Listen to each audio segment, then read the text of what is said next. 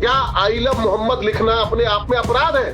तो जितना मैं समझता हूं मेरे हिसाब से तो अपराध नहीं है। मैं कानून के जानकारों और पुलिस प्रशासन से पूछना चाहता हूं कि आई लव मोहम्मद लिखे पोस्टर में कौन सा आपराधिक तत्व है? भारत में करोड़ों लोग अपने धार्मिक महापुरुषों के प्रति प्रेम व्यक्त करते हैं, चाहे जय श्री राम लिखना हो, भाई वो अपराध नहीं है। आई लव श्री कृष्ण लिखना हो, यह अपराध नहीं है। आई लव गुरु नानक लिखना, यह अपराध नहीं है। तो फिर आई लव मोहम्मद लिख देना किस कानून के तहत आपत्तिजनक हो गया?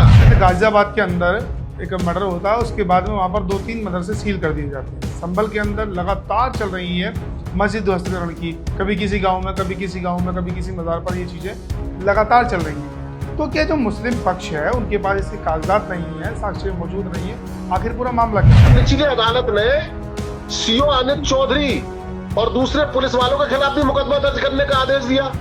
ये अलग बात है कि बाद में हाई कोर्ट ने उस आदेश पर रोक लगा दी, लेकिन जैसे अदालत ने आदेश दिया था या बिना अदालत के आदेश के एक मुकदमा तमाम इतने लोगों के खिलाफ लिखा गया, तो आदेश से पहले ही लिखा जाना चाहिए था। जैसे ही आदेश हुआ तब लिखा जाना चाहिए था।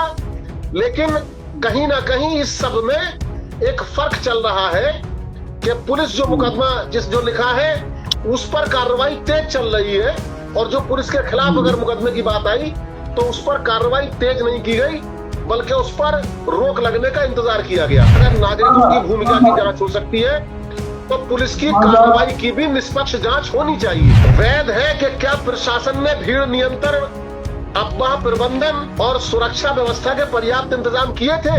मुसलमानों के धर्म स्थलों से जुड़े हुए जितने भी मामले हैं उनमें इस प्रक्रिया का पालन नहीं किया गया है। अगर कहीं मौका दिया गया है तो बहुत कम या ऐसे ऐसे मौके पर काम किया गया है कि बस अगले दिन छुट्टी हो और अगले दिन छुट्टी हो, और उस हिसाब से इसमें कार्रवाई की गई है। और रिपोर्ट में खुद कहा गया है कि झंडा पाकिस्तानी झंडे जैसा प्रतीत हो रहा है। तो जैसा प्रतीत हो रहा है ये क्या मतलब है? इसके आधार पर कोई कार्रवाई नहीं की जा सकती। क्या उस झंडे पर पाकिस्तान का राष्ट्रीय चिन्ह बना हुआ था? क्या उस पर पाकिस्तान लिखा हुआ था? क्या उसे पाकिस्तान के समर्थन में इस्तेमाल किया गया था? अगर नहीं तो सिर्फ देखने में एक जैसा लगने से कोई चीज पाकिस्तान की नहीं हो जाती या पाकिस्तान के समर्थन की नहीं हो जाती। कि ये 14% अल्पसंख्यक अगर कितनी भी आवाज बुलंद करें तो इनकी आवाज में जब तक बहुसंख्यक इनका साथ न देगा तब तक इनकी आवाज में दम नहीं आएगा।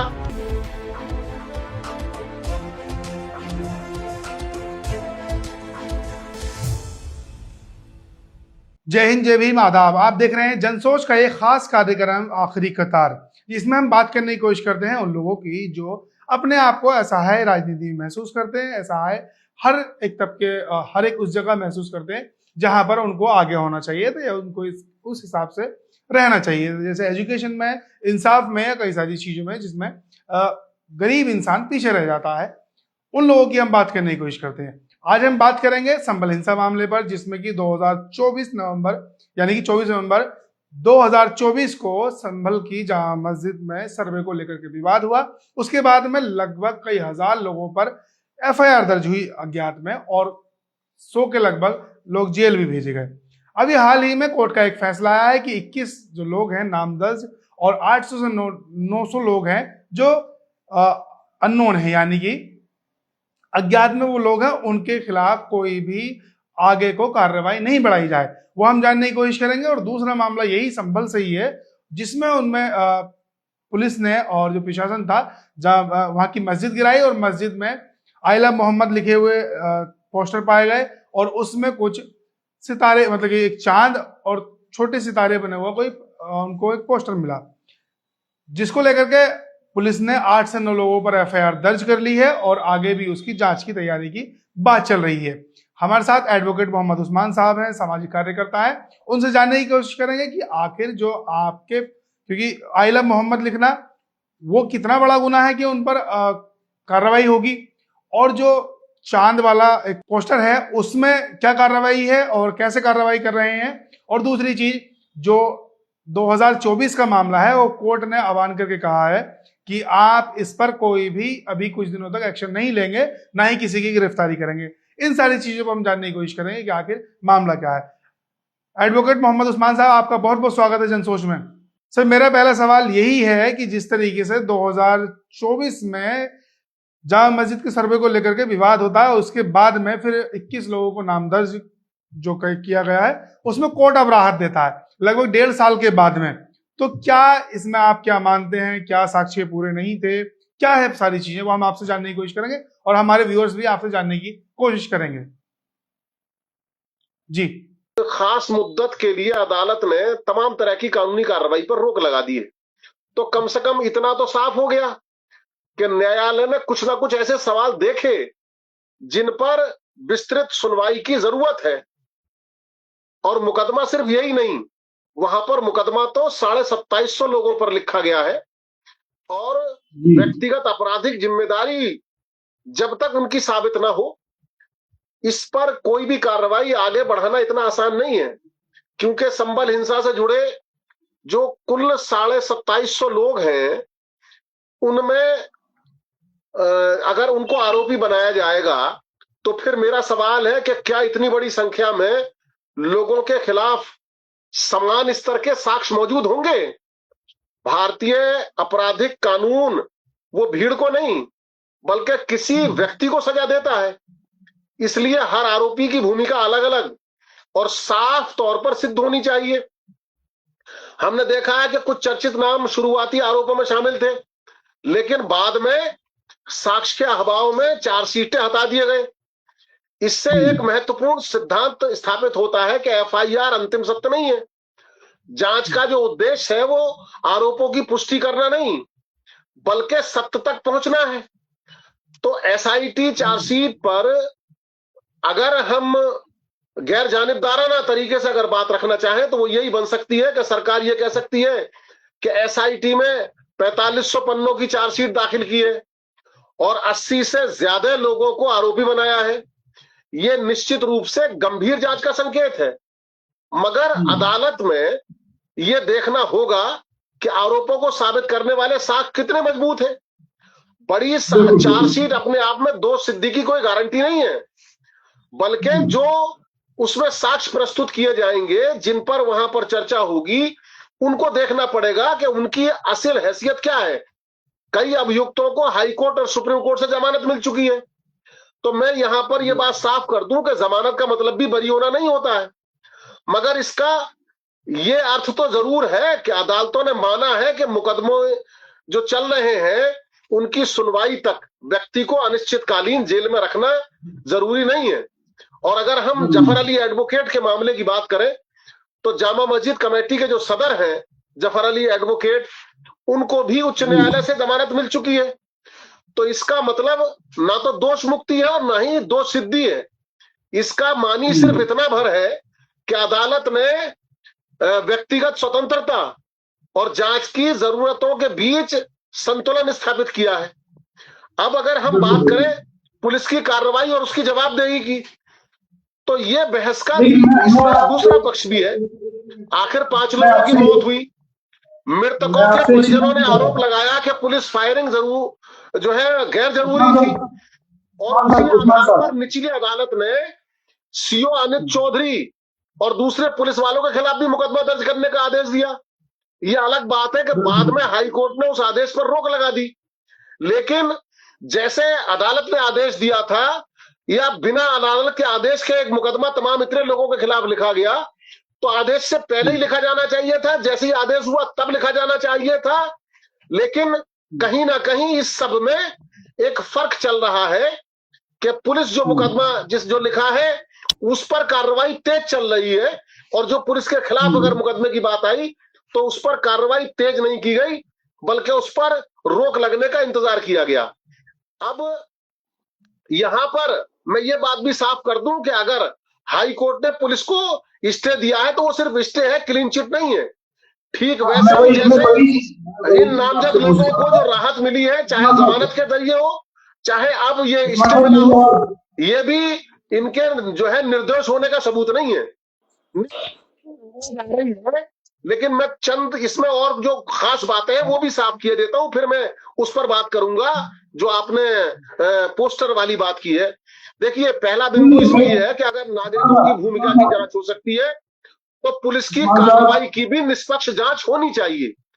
लोकतंत्र में कानून सिर्फ जनता पर लागू नहीं होता है, राज्य की एजेंसियों पर भी लागू होता है। तो ये एक पूरा विवाद बड़ा संवेदनशील है और धार्मिक स्थल के सर्वे से जुड़ा हुआ मामला है। वैध है कि क्या प्रशासन ने भीड़ नियंत्रण, अफवाह प्रबंधन और सुरक्षा व्यवस्था के पर्याप्त इंतजाम किए थे या कोई जल्दबाजी की थी? अपराधियों की जिम्मेदारी अपनी जगह है, लेकिन प्रशासनिक तैयारी की समीक्षा भी उतनी ही ज्यादा जरूरी है। अगर हम सुप्रीम कोर्ट के संदर्भ की बात करें तो यह याद रखना जरूरी है कि जिस मूल विवाद में यह पूरा घटनाक्रम शुरू हुआ है वो अभी न्यायिक प्रक्रिया में है और सुप्रीम कोर्ट की निगरानी और लंबित कार्रवाई यह दिखाती है कि मामला अभी अंतिम निष्कर्ष तक नहीं पहुंचा है। इसलिए राजनीतिक निष्कर्षों से पहले न्यायिक समीक्षा का सम्मान होना बहुत जरूरी है। जी शाहरुख साहब। हाई कोर्ट ने संभल हिंसा मामले में कार्रवाई पर रोक क्यों लगाई है? दूसरी चीज क्या इससे जांच प्रक्रिया पर सवाल उठ रहे हैं? देखिए, ये रोक लगाई गई है अस्थायी, और किसी भी मामले में क्योंकि बहुत लोगों की इसमें नामजदगी की गई और बहुत लोगों की इसमें जमानतें भी मिल गई हैं, अलग अलग जो पुलिस के खिलाफ मुकदमा था उस मुकदमे पर भी रोक लगी है।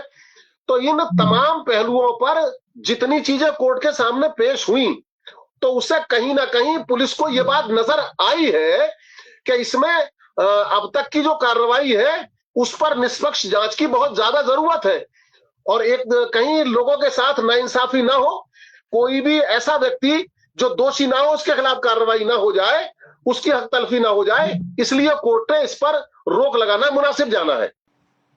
बिल्कुल बिल्कुल बिल्कुल।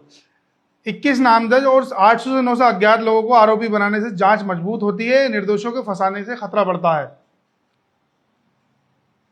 जी उस्मान साहब।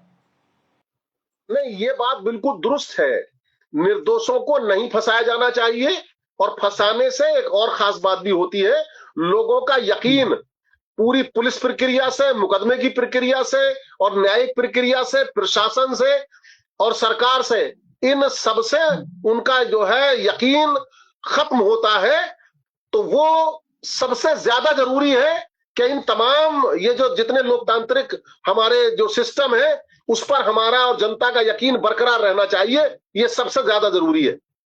जिस तरीके से इसमें सोशल मीडिया को देखते हुए कहा गया कि वायरल वीडियो के आधार पर हमने ये मुकदमे इन पर दायर किए थे और आरोपी उनको बनाया था, तो क्या वायरल वीडियो के आधार पर किसी को आरोपी बनाना सही है और क्या ये सबूत पर्याप्त माने जाते हैं? देखिए, वक्ती तौर पर अगर कहीं किसी ने किसी को आरोपी बना दिया वक्ती तौर पर तो अलग बात है, मगर क्योंकि अगर जब पुलिस और प्रशासन पर पहले से ये आरोप लगाए जाते रहे हो कि वो ईमानदाराना रवैया अख्तियार नहीं करते हैं, तो ऐसे में ऐसे साक्ष्यों पर, जिन साक्ष्यों की जांच बड़ी जरूरी होती है, उन वायरल वीडियो वगैरह की सत्यता और किसने बनाया, कहां से बना, ये एक बहुत बड़ा एक विषय है। जब तक उसकी वो सत्यता साबित रहो तब तक मैं समझता हूं ऐसे मुकदमे नहीं लिखे जाने चाहिए। बिल्कुल बिल्कुल बिल्कुल। अब वहीं आते हैं जो मस्जिद संभल के अंदर, ये मान लो भी दूसरा भी संभल का ही है, जिसमें मस्जिद गिराई गई है, फिर उसके बाद में उसमें झंडे मिले हैं, तो सारी चीजें हैं। आजकल एक चलन चल रहा है कि जरा सी भी कोई बात हो तो मस्जिद मदरसे को सील कर दिया जाए। पहले वो कानूनी होता है, लेकिन जैसी कोई बात होती है वो तुरंत गैर कानूनी हो जाता है। खैर वो एक उस विभाग की बात है, नगर पंचायत, नगर पालिका, नगर निकाय की है, वहाँ के क्षेत्र की बात है कि आखिर वो उसके कागज पूरे थे नहीं थे। तो लेकिन मेरा सवाल ये भी यही है, मस्जिद ध्वस्तीकरण से पहले कि सभी कानूनी प्रकरण जो रहते हैं प्रशासनिक प्रक्रियाओं की पूरी तरह पालन किया गया था संभल में, आपकी निगाह में हो तो? देखिए, जो मेरी अपनी जांच है उसके मुताबिक प्राथमिक तौर पर जो मौका दिया जाना चाहिए, जिसके खिलाफ कार्रवाई की जानी है, उसे जो मौका दिया जाना चाहिए उसके तमाम मौके उसको मिलने चाहिए। ऐसे मौके संभल में नहीं दिए गए हैं और संभल ही नहीं, मुसलमानों के धर्म स्थलों से जुड़े हुए जितने भी मामले हैं उनमें इस प्रक्रिया का पालन नहीं किया गया है। अगर कहीं मौका दिया गया है तो बहुत कम या ऐसे ऐसे मौके पर काम किया गया है कि बस अगले दिन छुट्टी हो और अगले दिन छुट्टी हो और उस हिसाब से इसमें कार्रवाई की गई है। लेकिन मैं इस डिमोलिशन से फिर जो डिमोलिशन के बाद में जो कार्रवाई हुई है, ध्वस्तीकरण के बाद भी एक और कार्रवाई हुई है, तो ध्वस्तीकरण का मामला तो अलग है कि वो किस तरह से किया गया, गलत किया गया, सही किया गया, ये मामला तो एक अलग है। बल्कि इस वक्त तो एक और सवाल उठ गया है कि वहां पर जो आई लव मोहम्मद लिखे पोस्टर मिले हैं, छपे हुए पोस्टर मिले हैं, उनको लेकर एक मुकदमा लिखा गया है।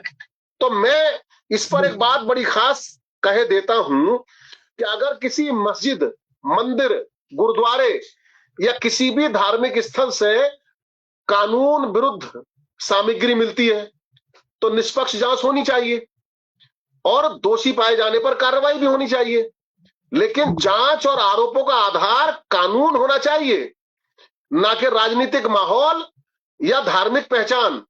मगर यहां पर मैं फिर से एक बात साफ किए देता हूं, वो सामग्री कानून के खिलाफ वाली हो। तो अब इस सब चीज पर पहला सवाल ये होता है, क्या आई लव मोहम्मद लिखना अपने आप में अपराध है? तो जितना मैं समझता हूं मेरे हिसाब से तो अपराध नहीं है। मैं कानून के जानकारों और पुलिस प्रशासन से पूछना चाहता हूं कि आई लव मोहम्मद लिखे पोस्टर में कौन सा आपराधिक तत्व है? भारत में करोड़ों लोग अपने धार्मिक महापुरुषों के प्रति प्रेम व्यक्त करते हैं, चाहे जय श्री राम लिखना हो, भाई वो अपराध नहीं है। आई लव श्री कृष्ण लिखना हो, यह अपराध नहीं है। आई लव गुरु नानक लिखना, यह अपराध नहीं है। तो फिर आई लव मोहम्मद लिख देना किस कानून के तहत आपत्तिजनक हो गया? अगर पोस्टर में हिंसा, नफरत, उकसावा, राष्ट्र विरोधी कोई संदेश होता तो बात अलग थी, मगर सिर्फ धार्मिक प्रेम प्रकट करना अपने आप में अपराध नहीं माना जा सकता। और इसका एक दूसरा पहलू यह है, और दूसरा सवाल भी यहां यह उठता है कि हरा झंडा और पाकिस्तानी झंडा, इन दोनों में बड़ा अंतर है। और रिपोर्ट में खुद कहा गया है कि झंडा पाकिस्तानी झंडे जैसा प्रतीत हो रहा है। तो जैसा प्रतीत हो रहा है यह क्या मतलब है? इसके आधार पर कोई कार्रवाई नहीं की जा सकती। तो जैसा प्रतीत होना और वास्तव में होना, क्योंकि ये दोनों अलग बातें हैं। अब हरा रंग है, चांद और सितारा है, वो सिर्फ पाकिस्तान की पहचान नहीं है और उस पर कोई पाकिस्तान का ट्रेडमार्क का नहीं है। क्या इस चीज को फिर कोई और इस्तेमाल नहीं कर सकेगा? दुनिया में बहुत सारे मुल्क हैं, इस्लामी संस्थाएं हैं, धार्मिक जो है संगठन है, उनके झंडों में हरा रंग या चांद तारे, इनका वजूद मौजूद है। तो फिर सवाल यह पैदा होता है, क्या उस झंडे पर पाकिस्तान का राष्ट्रीय चिन्ह बना हुआ था? क्या उस पर पाकिस्तान लिखा हुआ था? क्या उसे पाकिस्तान के समर्थन में इस्तेमाल किया गया था? अगर नहीं तो सिर्फ देखने में एक जैसा लगने से कोई चीज पाकिस्तान की नहीं हो जाती या पाकिस्तान के समर्थन की नहीं हो जाती। और तीसरा सवाल यह होता है कि बरामदगी में और अपराध में अंतर है।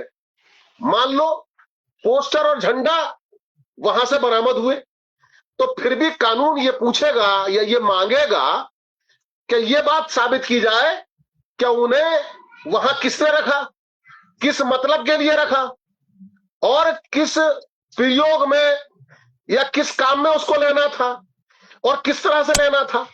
उससे सार्वजनिक व्यवस्था को हकीकत में कोई खतरा पैदा हुआ तो फिर वो खतरा कैसे पैदा हुआ?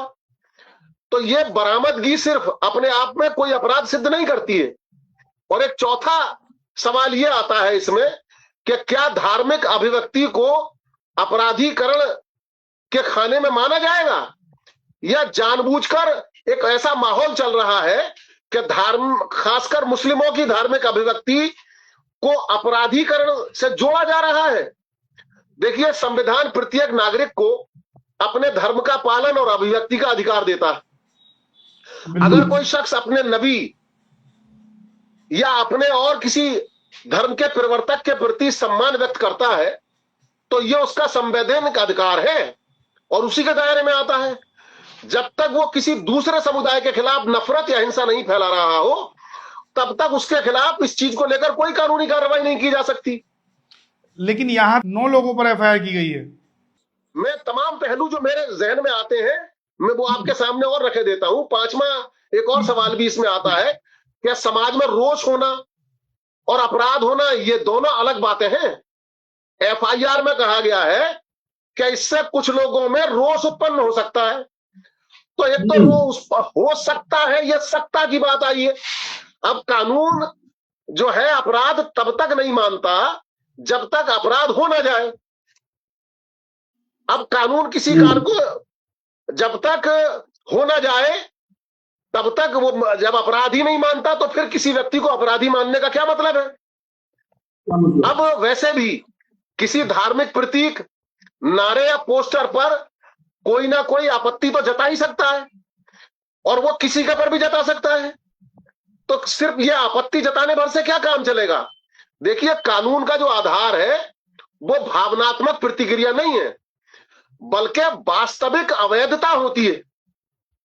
और जो सबसे खास और आखिरी सवाल है वो ये है कि समान मानदंड चाहिए। अगर किसी धर्म स्थल पर किसी धर्म विशेष के प्रति प्रेम व्यक्त करने वाले पोस्टर अगर मिले हैं और उन्हें अपराध मान लिया गया तो फिर क्या यही मानदंड हर धार्मिक स्थल पर समान रूप से लागू होगा। और हरगिज नहीं हो पाएगा। इसलिए मैं बता रहा हूं न कानून में ऐसा प्राविधान है बल्कि यह सिर्फ और सिर्फ जानबूझकर असमानता के आधार पर यह कार्रवाई की जा रही है, जबकि कानून की विश्वसनीयता समानता से आती है, वो चयनात्मकता से नहीं आती।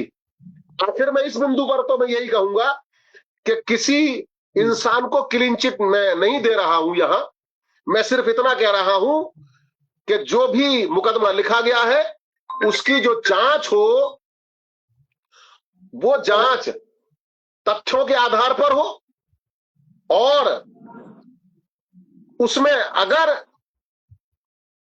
कानून के खिलाफ कोई चीज मिलती है और अगर कोई राष्ट्रविरोधी गतिविधि, राष्ट्र विरोधी कोई गतिविधि मिलती है तभी किसी के खिलाफ कार्रवाई हो। और मामला अगर सिर्फ धार्मिक पहचान या धार्मिक अभिव्यक्ति का है तो उसे अपराध साबित करने के लिए कानून के सामने ठोस आधार पेश करने पड़ेंगे। लोकतंत्र में आरोप पर्याप्त नहीं होते हैं बल्कि सबूत सबसे ज्यादा जरूरी होते हैं। तो ये तो इस बाबत थी बात। और जहां से बात शुरू की गई थी हमने और आपने, पहले जिस मामले पर बात शुरू की गई थी उससे मुताल्लिक भी मैं एक निचोड़ आखिर में देने की कोशिश करता हूं कि देखिए वही जो कार्रवाई चली मस्जिद में और फिर वो जो हिंसा हुई और उसके बाद वहां तक पहुंची, तो बस इन 2-3 लाइनों में वो उस बात को भी मैं पूरी किए देता हूं कि मेरा कहना यहां किसी आरोपी के बचाव में नहीं है और ना किसी अधिकारी को दोषी ठहराने में, बल्कि मेरा कहना या मेरा पक्ष तो सिर्फ यही है कि कानून सबके लिए एक जैसा होना चाहिए और वो किसी में भी फर्क ना करे, चाहे वो आम जनता हो, अधिकारी हो या कोई और लोग हों। जो दोषी है उसे सजा मिले, जो निर्दोष हो उसे न्याय मिले और जो भी जांच हो वो तथ्यों, साक्ष्यों और संविधान के कानून के दायरे में हो। वो भीड़ की भावनाओं या राजनीतिक दबाव में नहीं होनी चाहिए, लेकिन अक्सर ऐसा ही हो रहा है। मैंने इसलिए ये चीज यहां पर साफ कर दी। मैं उम्मीद करूंगा कि मेरे इस तमाम को पक्ष रखने के बाद दोनों तरफ से बात पूरी तरह साफ हो गई होगी और दोनों मामलों में आपने समझ लिया होगा। बिल्कुल बिल्कुल। बस एक सवाल मेरा हो रहा है, आखिरी सवाल है ये। जब भी कभी जैसे गाजियाबाद के अंदर एक मर्डर होता है उसके बाद में वहां पर 2-3 मदरसे सील कर दिए जाते हैं। संभल के अंदर लगातार चल रही है मस्जिद ध्वस्तकरण की, कभी किसी गांव में, कभी किसी गांव में, कभी किसी मजार पर, ये चीजें लगातार चल रही हैं।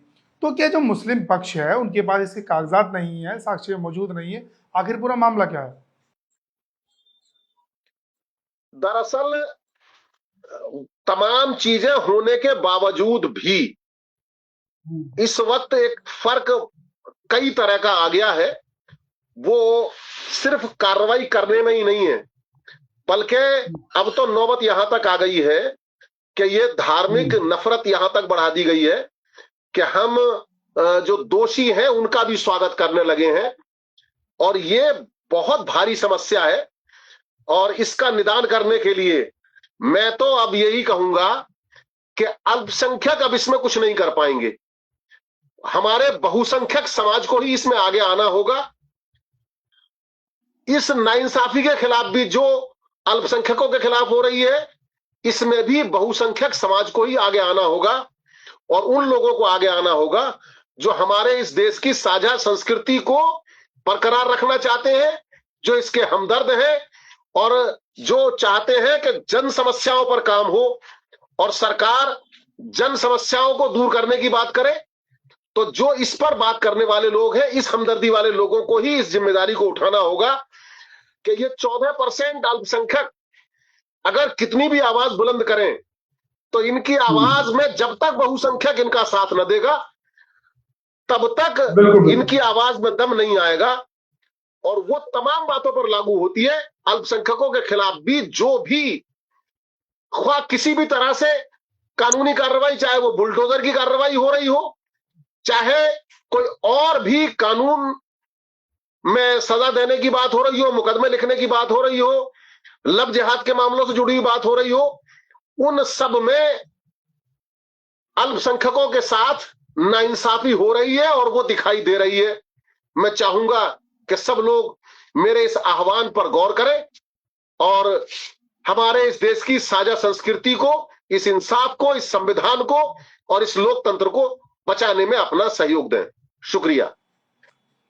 बहुत बहुत शुक्रिया उस्मान साहब, आपने सारी चीज़ें एक तरीके से पानी की तरह बताई हैं, किस तरीके से चीज़ें आज के टाइम में हैं और कोर्ट ने आखिर क्या कह करके उनको थोड़ी सहूलियत दी है, ना कि पूर्ण रूप से उनको बरी किया है, बस सहूलियत दी है कि तब तक गिरफ्तारी न की जाए।